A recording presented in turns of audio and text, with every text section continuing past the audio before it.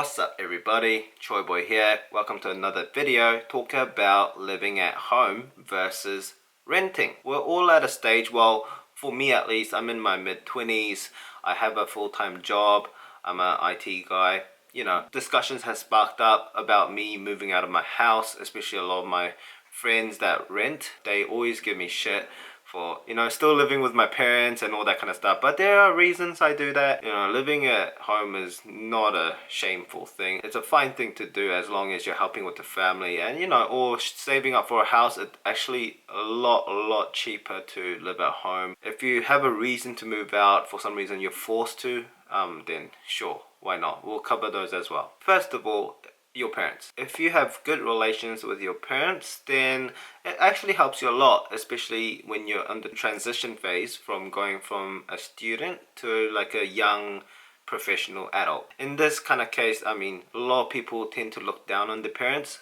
just because they don't think the same way. There is a bit of generation gap, and for me, there is a generation gap plus a cultural gap. I've been brought up in the Kiwi kind of side of things, especially from school and education and all that kind of stuff, where my parents are pretty Korean. They've loosened up a bit, but they're still very Korean at heart. So there are things that I don't understand and I don't really respect in some way. Sometimes they could be pretty harsh on a certain topic and it becomes pretty closed-minded to me. But there are a lot of benefits. Your parents can help you a lot with dealing with people. If you have hardship at work, they can give you emotional support.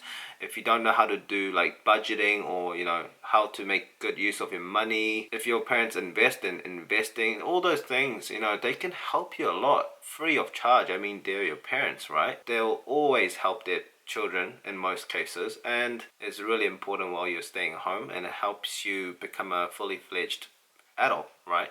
That has a good amount of responsibility and go on with your life without your parents anymore. Some people get to that stage pretty early. For me at least, you know, I believe I'm pretty independent. I'm very responsible. I mean, I take care of a lot of the things at the house. Parents don't speak too much English, like just like your basic conversations. So, you know, I deal with everything, you know, tax, insurance, any faults in the house, you know, I take care of everything. They don't touch a single thing. And that's how I like to help my parents. In repayment, they let me live in this house. They don't really ask me to pay the bills or anything, but I willingly pay all the bills, all the insurances, car petrol and stuff like that. I mean, we have 3 cars. My dad uses his own. Sister started working, so she took my mum's old car, and my mum pretty much only uses the car in the weekday, so I don't use my car in the weekday. I'm a weekend guy, so she uses it during the week days and I use it during the weekends. You know, being efficient with all the resources we have in the house. Actually very cost efficient to live at your house as much as you can, as long as not hindering a lot of your productivity or your privacy or something like that. If you're emotionally unstable, as I said, your parents can help you a lot. They give you a lot of support. You know, what parents would not like to give support for their children? You know, even if you're an adult, even if in your early mid-20s and plus, you know, to your parents you're still a child. You know, you're always going to be like that kid to your parents, and you know, they will respect you more as you get older, but you know, you are much younger than them and they just have a lot of experience and knowledge, and they've gone through a lot of hardship themselves, and they know how to support their children and, you know, emotionally as well. So I think that's really good. Yeah, there are cases there are not.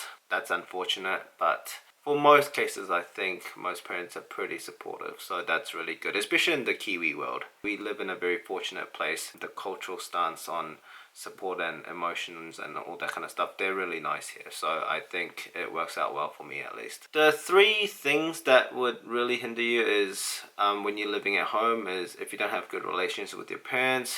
Privacy can be an issue. If you want to do your own thing but your parents don't really like it or something like that, then that's not so great. Commute to work or something like that, if it's too long, if it's if you want to take on a new hobby or do some productive stuff but you can't do it while you commute, then you know, might as well move closer to your workplace. Then yeah, maybe rent. I guess this time you save would compensate for the more money you would be spending on renting. I guess you need to find that balance, and that's really important. So those are probably like the things that would make you consider renting. But if that's not the case, then I really recommend staying at home. So when you're renting, on the conservative side, where you're looking at around $250 a week.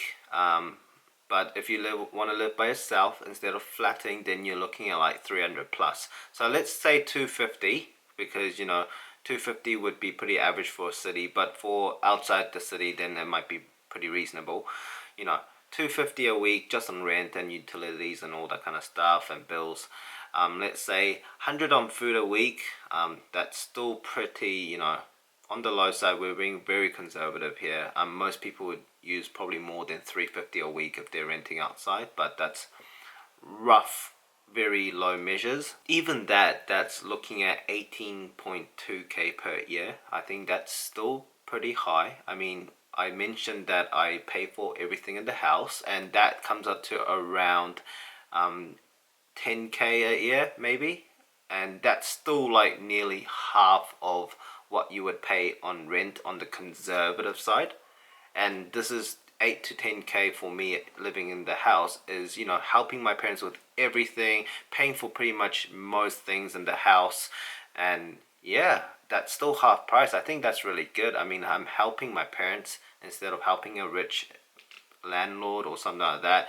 You know, there's plenty of people gonna be renting and helping the community of investors. I mean, I support that as well. It's just for me, I think the balance between how much I'm using just to get my own place outside my parents' place, it's just not worth it, to be honest. Not at this stage of my life. I think I'll be looking at it if I can afford a house later on, you know, even like a nice hefty amount for a house deposit. I think that would be the time for me to move out. But until then, I think I'll just be investing and saving as much as I can while helping my parents at the same time. It just works out really well for the long term, because, you know, 18.2k, let's say you do that for like 10 years, that's like 182k, right? I mean, that's pretty much a house deposit. Let's say a lot of Kiwis don't pay for bills and all that kind of stuff. Let's say you don't pay your parents anything, then if you purely save that investor, you're going to get more than 182k over 10 years. You'll probably have like 200 plus.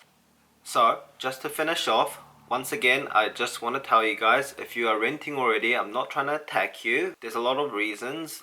Some of my friends, they live here by themselves in New Zealand, and that's obviously one of the case. You don't really have a choice to live with your parents. You have to live by yourself. So that's, you know, completely acceptable. That's fine.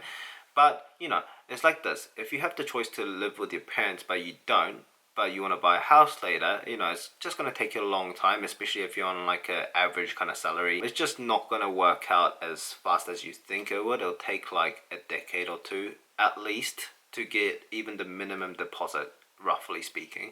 You know, so those are the things you'd be thinking about. You know, some people are fine with renting for the rest of their lives. They actually don't want to buy a house. They rather use that to, you know, travel every year, you know, use a hefty amount on that, or do their own stuff, invest in a business. I don't know. They actually don't want to buy a house, and that's totally fine. Just for me, I mean, I want to get at least like 20 to 50% of a house deposit. I'll be moving in the next 6 years or so, you know. So with that kind of goal set, you know, it doesn't make sense for me at least to move out of my parents' house unless I'm forced as well. But right now I see no reasons for me to leave. So yeah, I just wanted to talk about why it's still cool to live with your parents. Actually not a shameful thing, as long as you know you're independent, and whenever you're forced out, you know, you have no problems. For me at least, I don't think I'll have a problem moving out. So that's the real important part. Don't really, you know, if you're still living at home and saving a lot of money or investing, good on you. That's how you should be doing it if you have the choice to. No need to shame your friends just because they live with their parents. I mean, they might be doing a lot more for their parents, and that might be a really important thing. I mean, family is really important. Supporting your family should always come first in most cases, right? If you like this video, give me that thumbs up. If you have any discussions to spark up, then just put it down below. Subscribe for more content later on, you know, more vlogs like this and topic talks, and put a bell notification on. It's just easier that way for me to let you know that I post a new video. So till next time, I'll see you around. I can hear the sound.